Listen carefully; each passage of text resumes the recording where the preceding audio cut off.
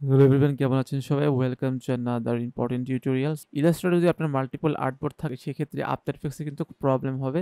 তো এইজন্য আপনি কিভাবে ইলাস্ট্রেটরের যে লেয়ারগুলো আছে মানে প্রতিটা আর্টবোর্ডকে আলাদা, আলাদা করে আফটার ইফেক্টসে নেওয়ার যেই একটা প্রক্রিয়া সেটা আমি আজকে দেখাবো। সো আর দেরি না করে লেটস গেট স্টার্টেড।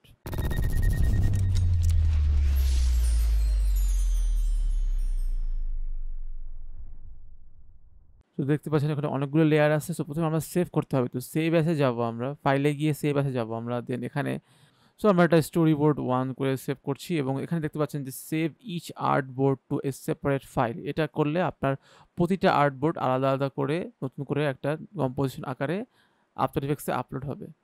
সো এখানে একটু সময় লাগবে কারণ এখানে আমার অলমোস্ট 14 টা আর্টবোর্ড আছে এবং প্রতিটা লেয়ারকে অনেকগুলো সাব লেয়ারে ভাগ করা। যার কারণে আমার এই জিনিসটা একটু সময় লাগবে। বাট ওকে, সো আমার প্রজেক্ট সেভ করা ডান অ্যান্ড দেন আমরা চলে যাচ্ছি হচ্ছে আফটার ইফেক্টসে এবং এখানে তো আফটার ইফেক্টসে চলে আসছি এবং রাইট ক্লিক করে আমরা ফাইলে যাব এবং ফাইলে গিয়ে এখানে দেখতে পাচ্ছেন যে প্রত্যেকটা মানে 14টা করে আলাদা করে স্টোরিবোর্ড তৈরি হয়েছে। তো সবগুলোকে আমরা একবারে ধরে দেন সিলেক্ট করব। দেন এখানে নিচে দেখবেন কি আছে ফুটেজ, এখানে না দিয়ে আমরা দেবো কম্পোজিশন রিটার্ন লেয়ার দিয়ে ইম্পোর্ট।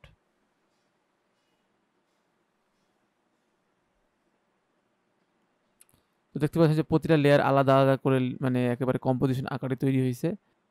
সো স্টোরিবোর্ড 1 এ যাই, দেখতে পাচ্ছেন যে প্রতিটা লেয়ারের জন্য আলাদা করে আর্টবোর্ড তৈরি হইছে এবং আপনার এখানে যারা আছে সবকিছু এবং এখানে কিছু এক্সট্রা আননেসেসারি লেয়ার থাকবে এগুলো আপনারা ডিলিট করে দিবেন। মানে যেগুলো দরকার নাই এবং দেখতে পাচ্ছেন যে প্রতিটা লেয়ার আমি যদি ধরছি দেখতে পাচ্ছেন প্রতিটা লেয়ার আলাদা, আলাদা করে সিলেক্ট হয়ে গেছে। So that's it. এই ছিল আজকের মতো টিউটোরিয়াল। সবাই ভালো থাকবেন। আসসালামু আলাইকুম। শুভরাত্রি।